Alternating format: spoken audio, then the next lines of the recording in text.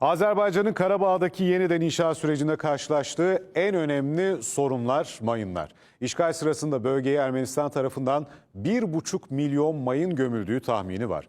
Bakü'deki Şehircilik Forumu'na katılan Azerbaycan Dışişleri Bakan Yardımcısı Yalçın Rafiyev, mayın temizleme çalışmalarındaki son durumu anlattı.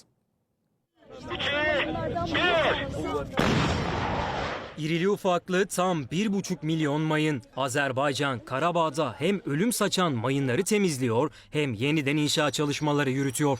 Sadece 2. Karabağ Savaşı'ndan sonra aralarında siviller, gazeteciler, kamu görevlileri ve mayın temizleme personelinin de bulunduğu yaklaşık 400 kişi mayınlar nedeniyle hayatını kaybetti. Azerbaycan Dışişleri Bakan Yardımcısı Yalçın Rafiyev, yeniden inşa çalışmalarının mayınlar nedeniyle güçlükle yapılabildiğini söyledi. Bir çox ön şərtlər var. Təbii ki, yenidən qurma fəaliyyətinin başlaması üçün maliyyənin mümkün olmasıdır, sülh şəraitinin mövcud olmasıdır.